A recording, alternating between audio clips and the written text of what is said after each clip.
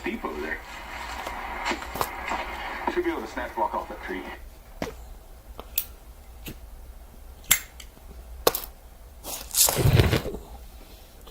Hey guys, welcome to the Wood Metal Workshop. Sorry, forgot to put my microphone on. Let's take care of that. Okay. Get that plugged in. Grab this. Okay.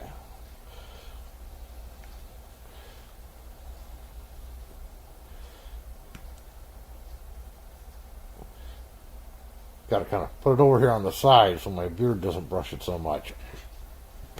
Anyhow, Sunday night, spent the day in the shop. Got a lot of stuff done. And of course, not as much as I wanted to get done, but, you know, that's just how it works. Do we ever get as much done as we want? So, said in the post, we're going to talk about some new tools, some upcoming videos, some projects, some updates, what we did this week. So, this week at work was a little bit slow. I'll admit it, it's been slow. It's always slow this time of year. You got to plan for it. It's just part of the industry. So, didn't do a whole lot this week. Couple of small jobs.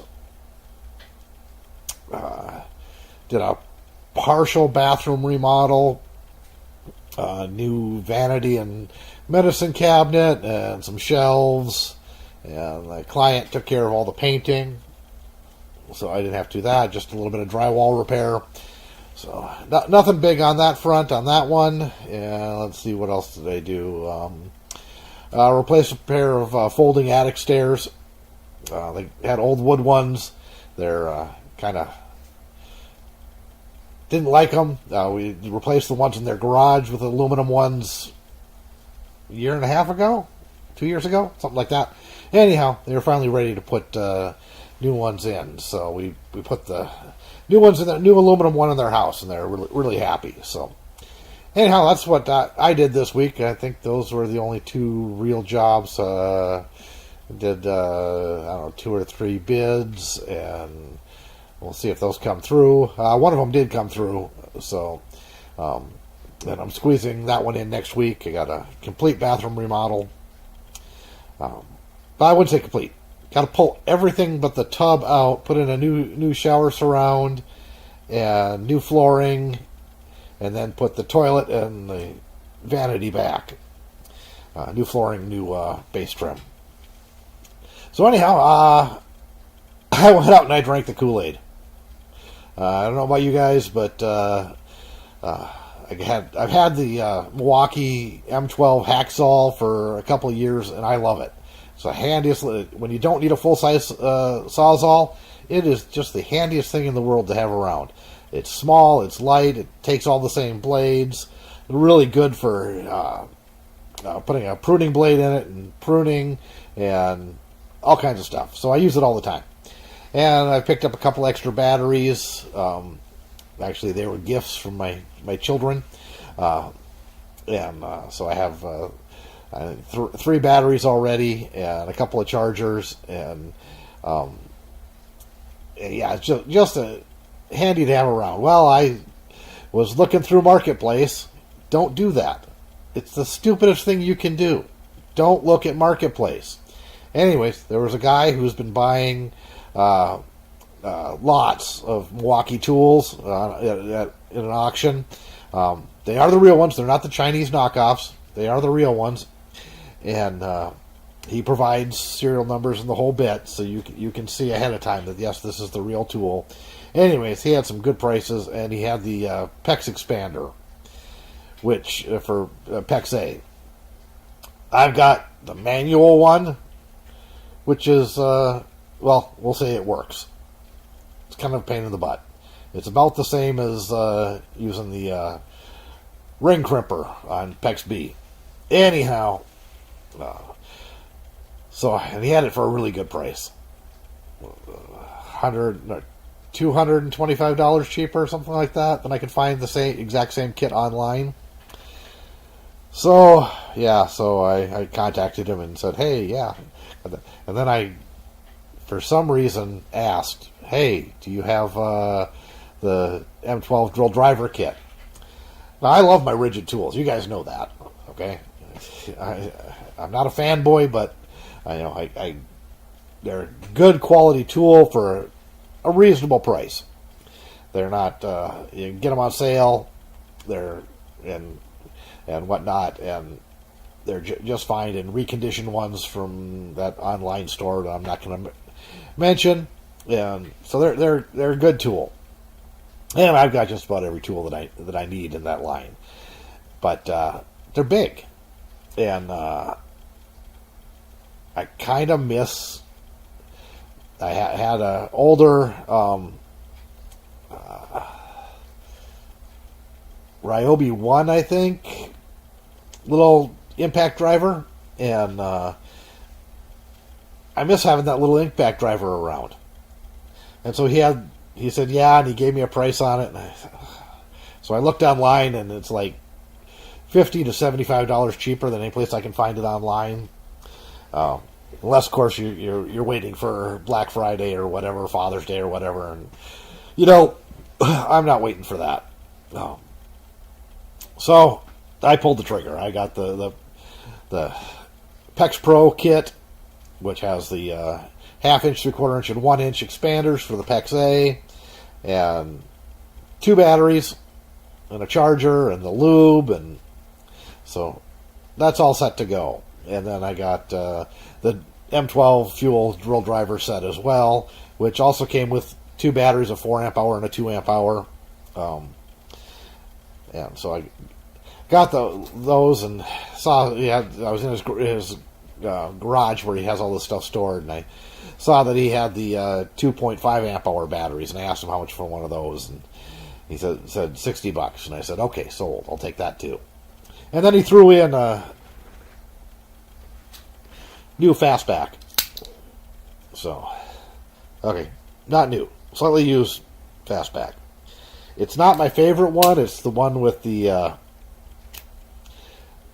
screwdriver on it, which, yeah, they're handy and they work fairly well, but to tell you the truth, it's not the one that I carry every day. The one I carry every day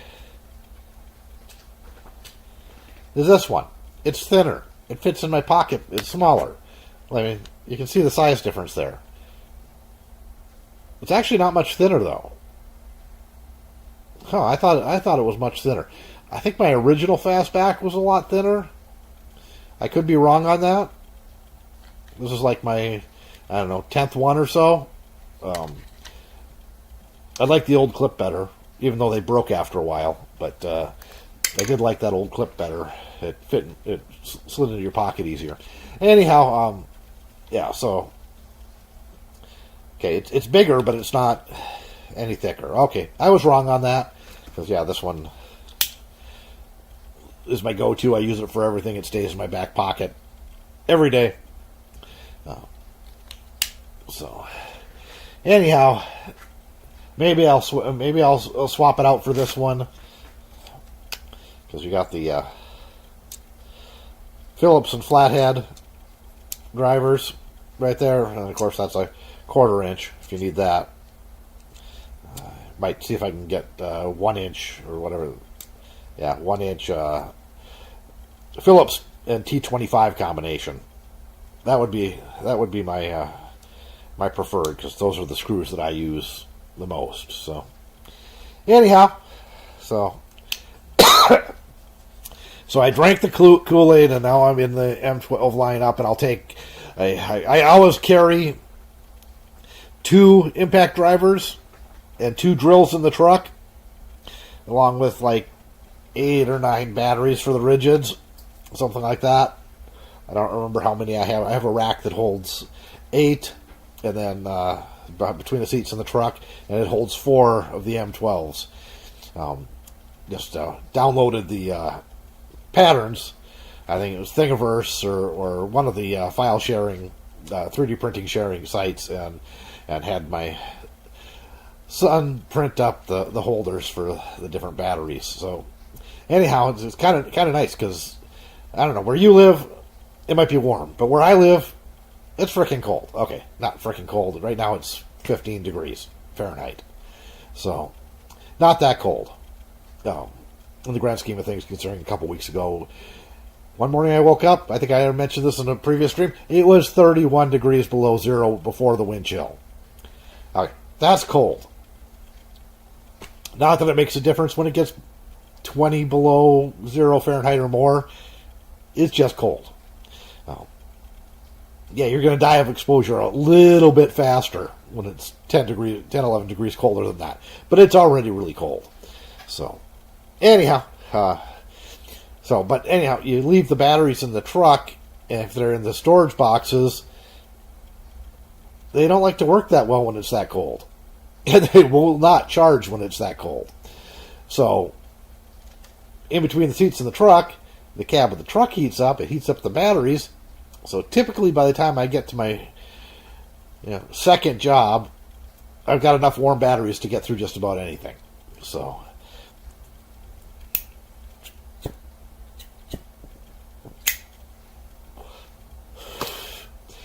the only thing I want to change on that battery holder is right now it sits below the back window, which is fine. That's perfectly okay for it to sit below the back window so you can see out the back window. I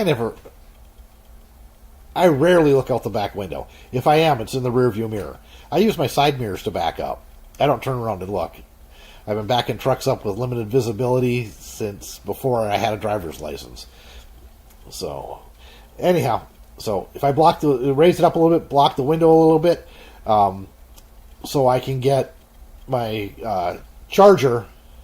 My battery chargers, now I'll have two. I'll have the M12 and the rigid chargers in the truck. In fact, I already have a M12 and a rigid charger in the truck, but they sit on the floor, the passenger floor, and plug into the inverter, and I charge my batteries that way. But I'd like them on that battery rack behind me, so it's a little more convenient. I'm not trying to reach down and fumble through all the, if you've been in a work truck that works every day with a single guy in it, you'll know that the passenger footwell becomes a garbage can. Try to clean it out once a week, but in the meantime, I'm digging through everything to get the chargers. I tried to keep them on the center hump, but they always slide off and land down on the passenger footwell, which is better than ending up in the driver's footwell, I guess. Anyhow, so gonna have to change that up a little bit so I can mount those there and route the cord down to the inverter, and so I can plug them into the inverter. It would be really nice if they made 12-volt versions of those, so I could just plug them in directly into the cigarette lighter. Might have to check on that. Anyways, I got an inverter. It's a small, little rigid one I picked up to have in a different work truck years ago. And it was a company truck, so I couldn't modify it at all. And the GMC has the regular built-in inverter, except for the inverter went out in it, which I guess is a really common thing.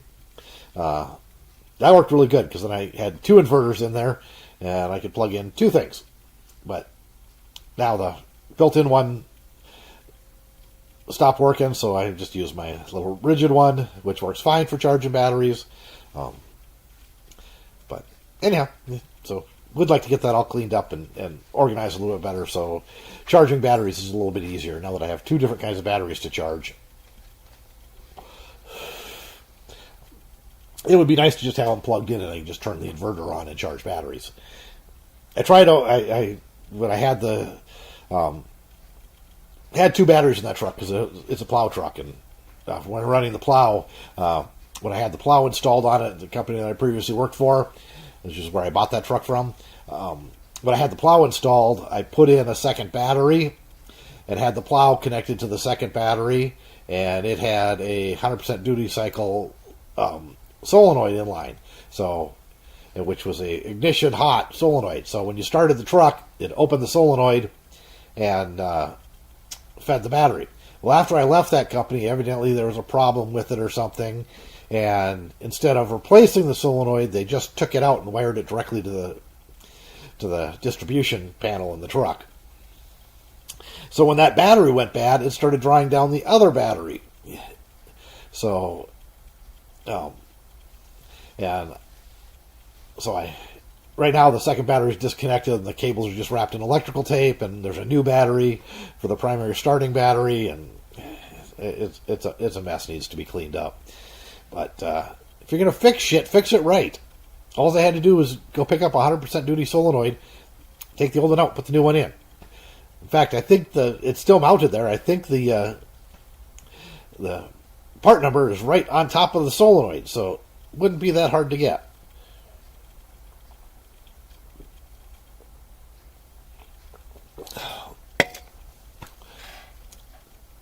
I like the solenoid better than an isolator when doing that, because it's an actual off-on switch. There's no electronic, or there's electronics, but there's no hidden electronics. Either it works or it doesn't. Period. I've had problems with isolators before. Anyhow, yep, I'm rambling. We're way off course here because we were talking about me drinking the Kool-Aid. So, what other M12 tools do you guys recommend? Remembering that I have a full set of cordless tools, and I'm just looking for the M12 lineup, and he didn't have the little screwdriver. If he gets any more of those, he's going to send me a message, because that I think is something that I would be handy. See, I looked at the M12 die grinder. I thought he was a little bit high priced on that, and so I decided that not something I wanted. And the sheet metal cutter nibbler thing. It'd be nice here in the shop, but I don't have any M12 tools in the shop. So why do I'd have to buy more batteries and another charger, and no. We'll just live with it. Because all the other cordless tools in the shop are my rigid, I call them the cast-offs. So, instead of buying a spare battery when I first got into the lineup, first got into the lineup, I don't know if I've told this story before, I went to an auction. Imagine that. Me at an auction. And they had a whole big bin of Gen 1 rigid tools. Well, I knew that from previous experience that the new lithium batteries worked in the old NiCad tools. And, of course, the NiCad batteries that came with it, I think there were 2 or 3 of them in the bin, were bad. Everybody's over there, they had somebody plugged in the charger and had them sitting on the charger, and after a while I went and took them and tried them in all the tools, and none of it worked. Because I didn't have any batteries. But I knew that the lithium ions would work in there. So I bought the entire bin of tools. I think there were 2 circular saws, 2 drills, 2 sawzalls. There was like 2 of everything, and then like 4 flashlights. It was just a mass of stuff. So $10. So I got home, and I ran up to Home Depot, and they had a charger and 2 batteries and a kit for like $89 or something like that. So I bought that, went home, tried all the tools. I think everything worked except for the flashlights because they had burned out bulbs, but didn't need the flashlights anyways. Everything worked really well, or reasonably well. So I started using them, and of course, using them professionally, 2 batteries aren't enough. And at that time, I was setting up where I was working, so I had the primary location, and then I had the service truck and a go kit. Now, it's really nice if you can have those things. So, primary location had a complete set of tools. The guy that I worked with he had set that up at the primary location, and it was older Craftsman stuff. And all he had was like a drill driver, not the impact driver, just it wasn't even a hammer drill, it was just a regular drill, and I think that's all he had for cordless tools. So when I bought that rigid set, I brought in a complete everything except for the circular saw, because we didn't need a circular saw for anything.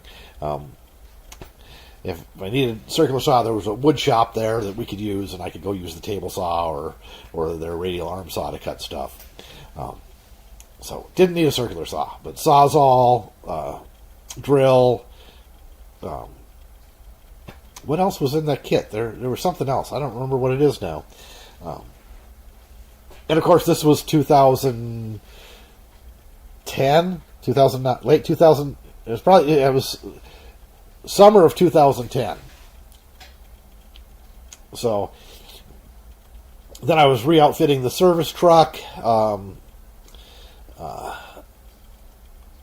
And so I put set in there.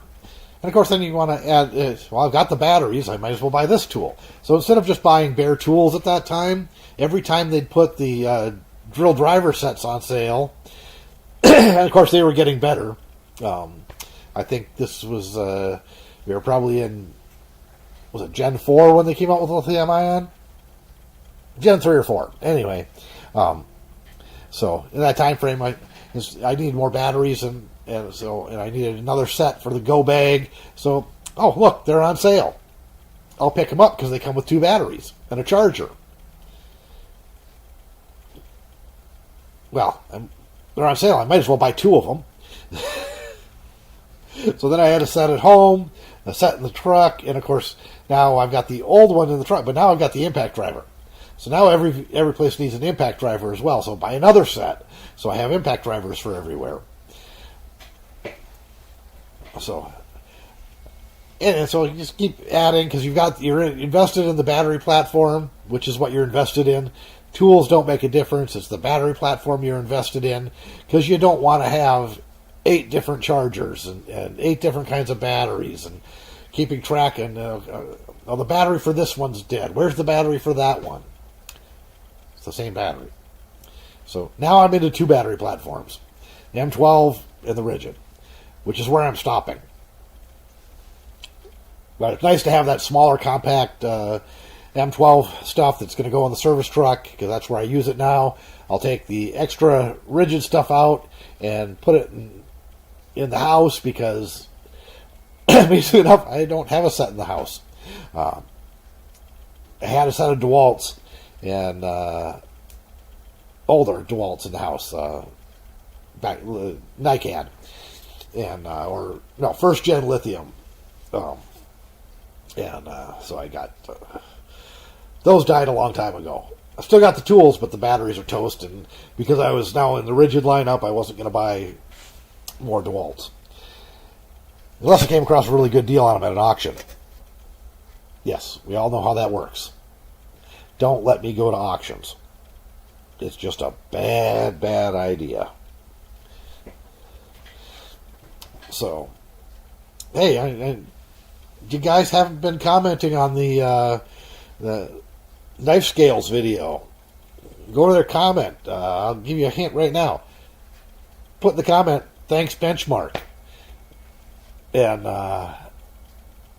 3 weeks on the live stream, we're going to pick a winner from the people who've got in that video and commented, thanks benchmark. And of course, if you're going to go ahead and comment thanks benchmark, you might as well subscribe too and set notifications so you get the notification of the live stream, so you can remember to come on and watch and win. Because you're going to have to watch the live stream to figure out who won, to see if you won. And if you won, then you're going to have, and I will mention in the following video, maybe. We'll see. Or a community post or something like that, who won. But you're going to have to contact me, send me directly your email address, and so I can contact you to figure out where to ship the knife and the sheath to. So, got another project that's going on here. I don't know if you can tell I painted my finger orange. I got a friend who's considering doing YouTube. He runs a lawn care landscaping business, does a little bit of hardscaping, and of course mowing and trimming and all the stuff that he does with that. He's actually my yard guy too. He mows the yard at our house in town, which is where the extra tools are going, the house in town.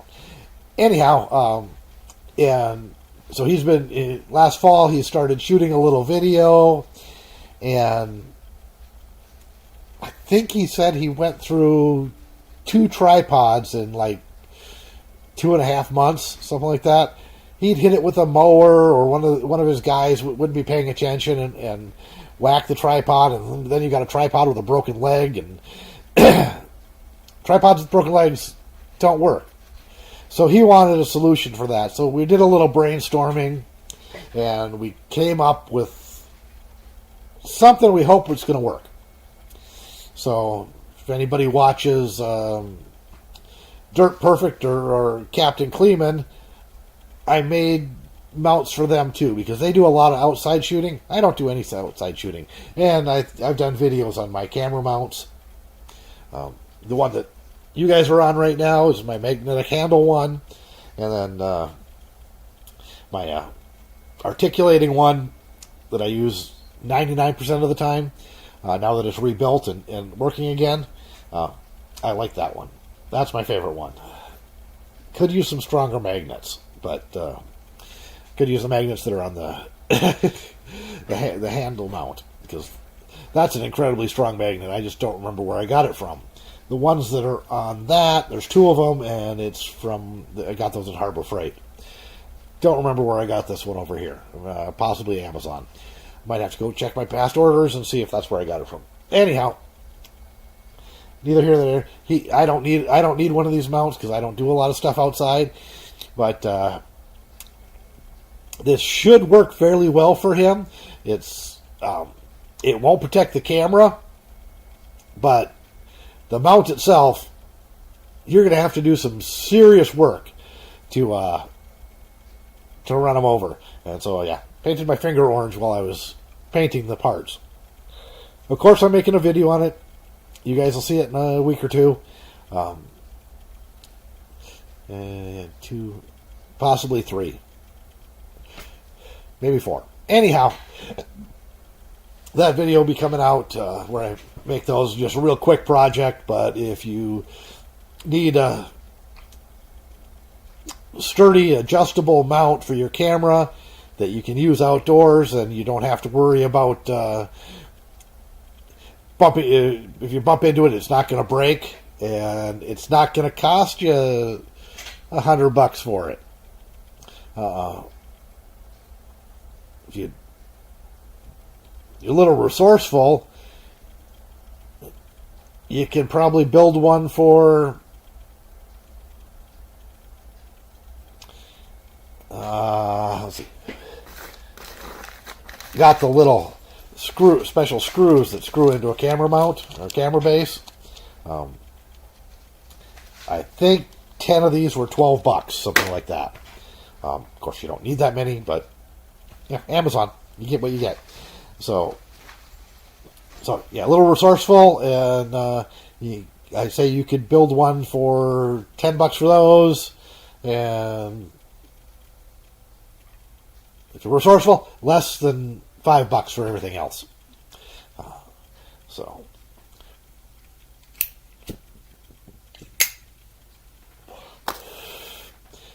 I did make an executive decision on the design. Originally, we had one of those spring clips for the adjustment and a bunch of holes drilled, so you can push it in, click, click, click, click. And I just went with a thumb screw. That way it's infinitely adjustable within its whole length. Just way easier. It's a nut and a bolt with a little piece of quarter-inch rod or another bolt shaft or shank or something welded to it, so it makes it easy to grip. And the other thing you're going to need is a O-ring the right size. Well, I've got these O-ring kits. Everybody should have these O-ring kits in their shop, so got that covered as well. Anyhow, I'm going to send one to Dirt Perfect, and I'm going to send one to Captain Cleveland, and I got one for my buddy, and I got it because I had the material and I was making them. I made a fourth one. Either keep it myself and maybe use it, or if you can give me a suggestion to a channel that could use it. Maybe Neil Koch at Dig Drive DIY. His channel's pretty interesting. Don't watch everything he puts out, but watch a good bit of it. And he's always doing outside stuff, so hence the Dig Drive part. Miko hasn't come and said hi yet tonight. That's because he's over here sleeping on the floor. He likes the in-floor heat as much as I do, I think. Hey guys, it's been 30 minutes, and all right, catch you in the next one.